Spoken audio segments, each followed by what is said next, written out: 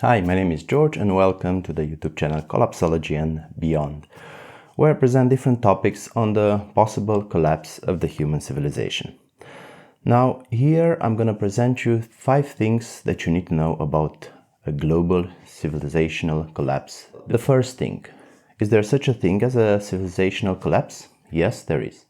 It happened before and it will happen again, that's for sure. Now, all civilizations are born, live their lives, and eventually perish. Some slowly fade away, while most end up more violently through destruction by outside invaders, by overreach, by climate change, or environmental degradation. For example, the Roman Empire was destroyed by outside invaders. The USSR collapsed due to overreach, and the Sumerians fell because of the climate change and environmental degradation. Of course, the actual situation is a little bit more complicated, since all of these empires generally collapse due to a combination of factors, not just one. But you get the idea. Even our global civilization is prone to collapse or decline. It is global because today we have a series of interconnected civilization, rather than isolated groups of civilization. A collapse today would be global and massive, different from anything we have seen before, with a global scale and being utterly destructive. The second point, no one knows exactly when a civilization collapse is due to happen. If someone tells you that they know when and how human civilization will collapse, they are obviously lying to you. Human civilization is an extremely complex system, and no one has the capacity at the moment to model and predict its future accurately. To do this, we would need a comprehensive framework and to begin working with scenarios about how this can happen. Since a framework is either missing or is not disclosed, we can only work with scenarios. Now, scenarios per se deserve a series of videos, probably each scenario with its own video, so I'm keeping it short here. There are scenarios where a collapse could happen very quickly, and others where a collapse could take longer. An economic collapse or a pandemic might take months or years, while a decline might take time such as 30, 50 or maybe 100 years, while a collapse could happen very, very fast, possible within a few hours, during an atomic war, for example. For more of this, I recommend the book Nuclear War, a Scenario by Annie Jacobsen. 3. Existential risks are converging and they are systemic, and here we might see a time frame. The risks include environmental degradation and pollution, rising complexity, climate change, inequality, polarization, artificial intelligence, an aging population, and declining birth rate, as well as pandemics, to name just a few. All of these risks require systemic changes that will have undesirable, unwanted, and unknown effects for us. They will push our civilization to the edge. Since these risks are interconnected, they will interact with each other and they will magnify and amplify themselves. It will be like a chain reaction. Climate change, for example, brings pandemics, brings inequality, and environmental degradation, brings war, famine, and so on. But in the end, inequality and polarization that is dividing us is making us less resilient to all our future crises. We'll have to face these challenges not stronger but weaker, with a population divided, turned against each other, and having no trust in the governments or scientists. The next point, the fourth one, you cannot stop it.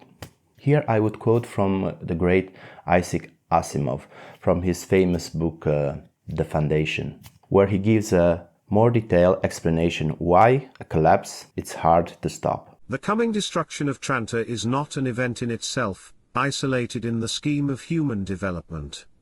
It will be the climax to an intricate drama which was begun centuries ago, and which is accelerating in pace continuously.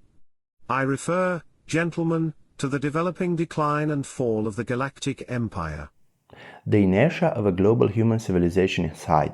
To avoid collapse, human society would need to implement changes at a scale that would not be feasible culturally, politically, or economically. A solid program to avert a collapse would require changes so drastic that they could lead to civil war on a global scale. Let me give you some examples of initiatives that have included some of the necessary changes to avoid a collapse, but they were met with resistance from general population and from the business world.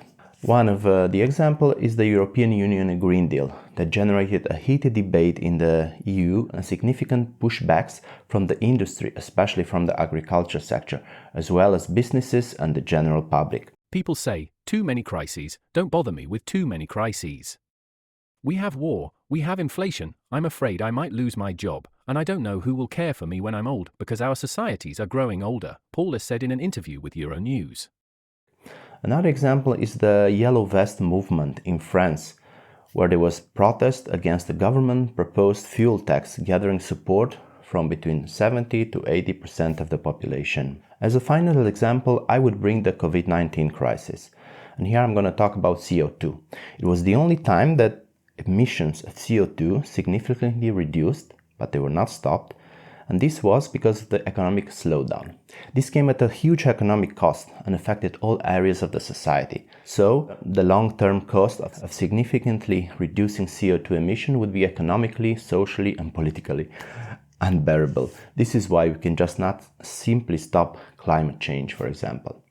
Now, in the end, people, whatever rich or poor, they will prefer to go down rather than change their way of life.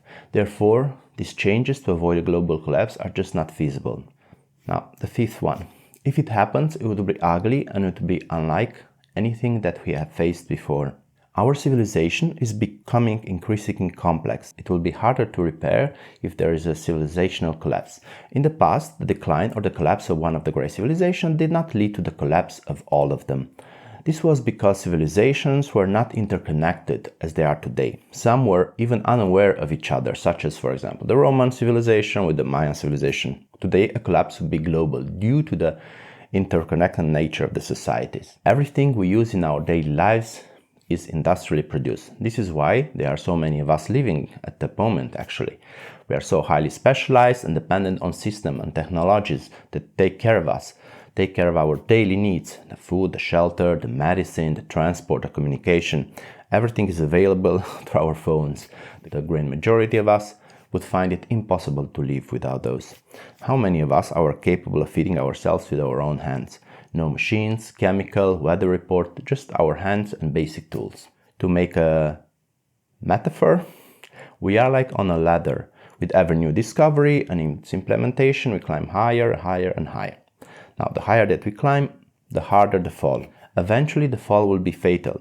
And I do believe, as others, that we have reached such a point where it would not be possible for us to rise again. Now, the sixth point is like a surprise point. Is there any reason actually for hope? Because over the ages, we have proven ourselves to be resourceful, and it is possible that we could overcome this challenge. However, we would need major changes and technological developments. In my vision, this change could primarily come from artificial intelligence, robotization, and electrification. Now let me quote again from a book about artificial intelligence, as it summarizes it better than I do. Nick Bostrom. The introduction of machine superintelligence would create a substantial existential risk. But it would reduce many other existential risks. Risks from nature, such as asteroid impacts, supervolcanoes, and natural pandemics, would be virtually eliminated, since superintelligence could deploy countermeasures against most such hazards, or at least demote them to the non-existential category, for instance, via space colonization. Thank you very much for watching, and until next time, which I'm not sure when it will be, because I'm very busy with my private life, with my work, and I'm reading and doing research a lot, so I don't have so much time for the videos. But I'll definitely see you later.